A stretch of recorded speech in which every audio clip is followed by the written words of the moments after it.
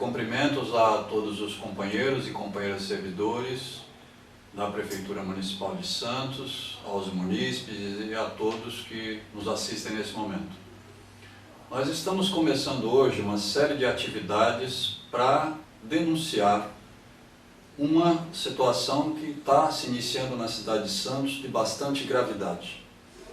No último dia 18, os vereadores da cidade de Santos aprovaram um projeto chamado Projeto das PPPs, das Parcerias Público-Privadas, que, ao nosso ver, ao ver da diretoria do Sindicato dos Servidores, é um projeto nefasto para a cidade de Santos.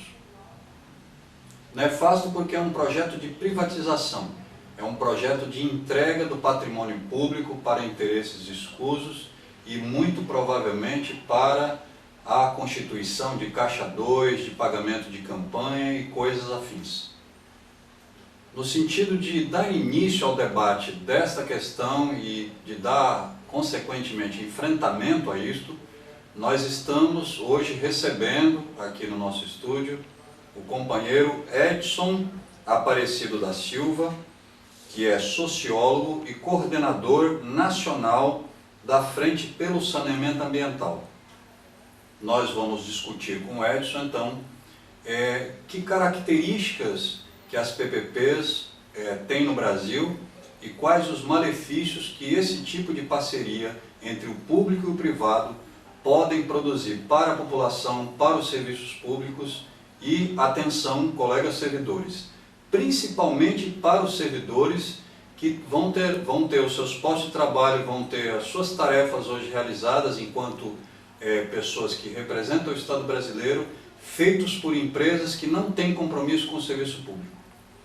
Edson, nós gostaríamos muito de te agradecer e passar para você a palavra, antes te fazendo algumas perguntas. Vamos começar então pela pergunta que pode ajudar as pessoas a entenderem o que são as PPPs, que é a seguinte: o que são as PPPs? A Lei Nacional dos PPPs, a Lei 11.079, foi aprovada no ano de 2004. Então, ainda é um processo novo de privatização. E a PPP ela se caracteriza pelos seguintes aspectos. Você tem modalidades de PPP. Você tem uma PPP que é a participação público-privada na modalidade patrocinada e um outro tipo de PPP que são as administrativas, né? A patrocinada tem uma característica que é o seguinte: se a tarifa paga pelo usuário por determinado serviço público ela é insuficiente para remunerar o capital que o setor privado investiu, então o Estado aporta recursos do Tesouro para poder complementar esse pagamento. E a PPP administrativa é aquela em que o Estado, com recursos dele, reembolsa o que foi investido pelo setor privado. Então são essas duas modalidades.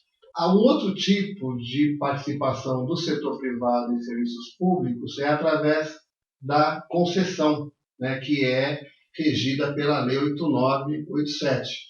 O privado ele é responsável por captar recurso, por investir, e ele corre todo o risco do empreendimento que foi privatizado. No caso das PPP, não, né?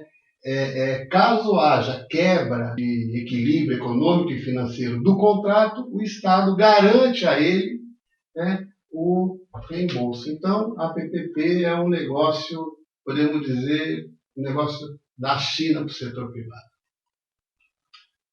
Pois é, e você sabe que a gente, lendo inclusive o projeto que foi aprovado,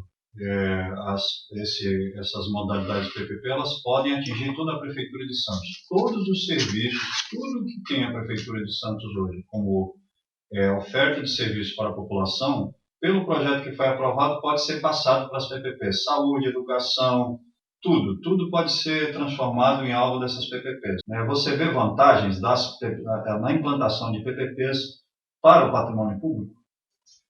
Eu não. Eu acho que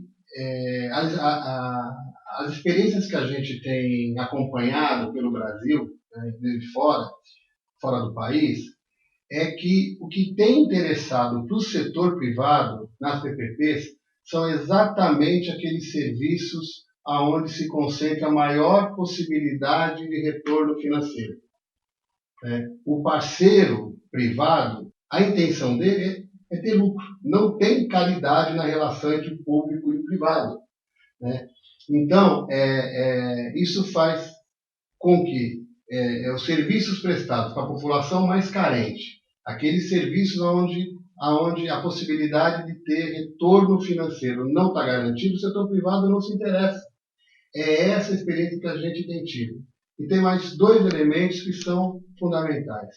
O primeiro, você corre o risco de ter aumento das tarifas, no caso de serviços que são custeados com tarifa, né? E é muito normal você ter queda na qualidade dos serviços prestados.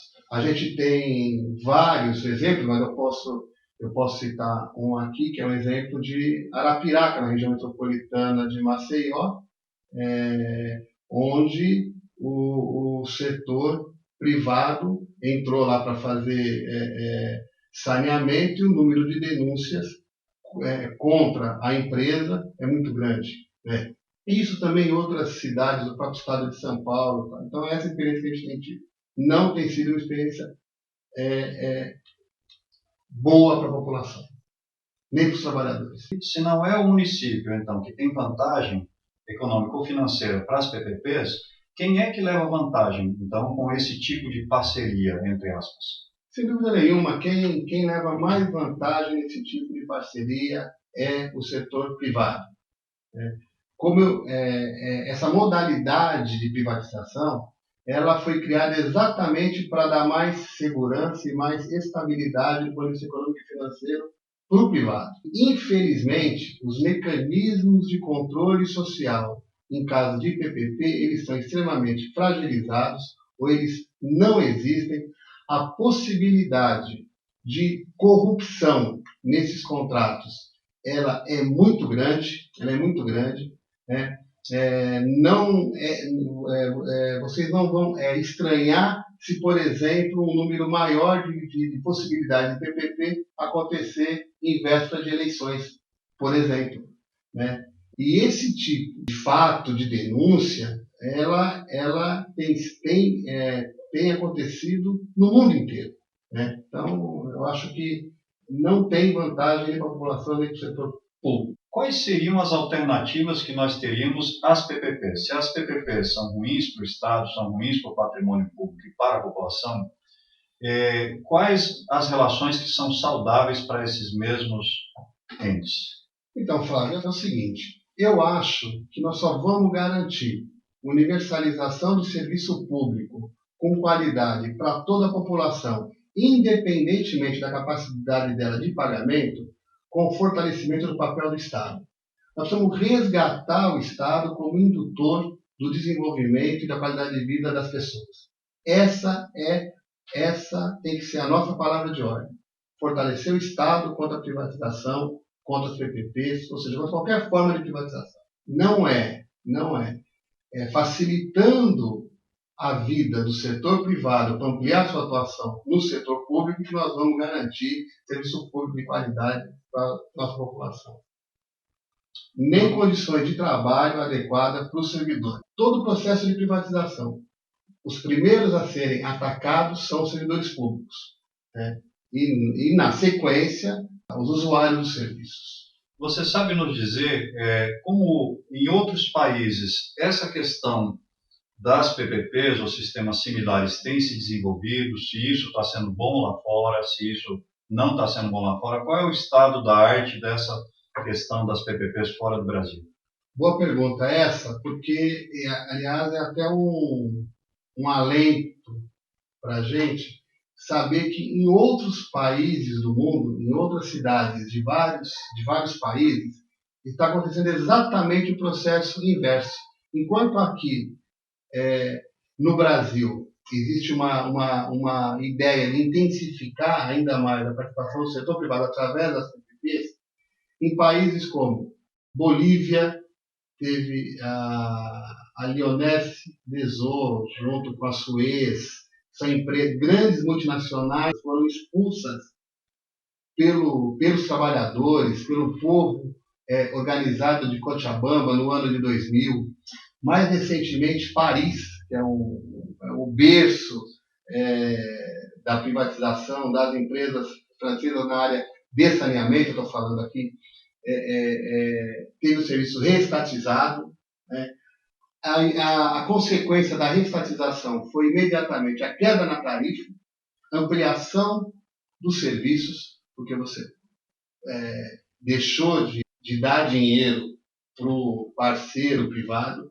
Né? Você tem exemplo na Alemanha, nos Estados Unidos, na África, Buenos Aires, então várias cidades de países da Europa, dos Estados Unidos, da América Latina, estão passando por processos de reestatização dos serviços, porque ficou comprovado que a PPP não foi boa para a população, nem para os trabalhadores. Tá certo. Edson, obrigado pela tua contribuição aqui com a nossa discussão. E é isso, pessoal. A gente vai continuar, a partir, inclusive, dessa entrevista aqui com o sociólogo Edson Aparecido da Silva, que é coordenador da Frente Nacional pelo Saneamento Ambiental. A gente adquire mais convicção e mais certeza de que nós, servidores públicos, usuários dos serviços públicos, população de Santos que paga imposto, nós precisamos nos insurgir contra este projeto e todas as decorrências dele no município de Santos.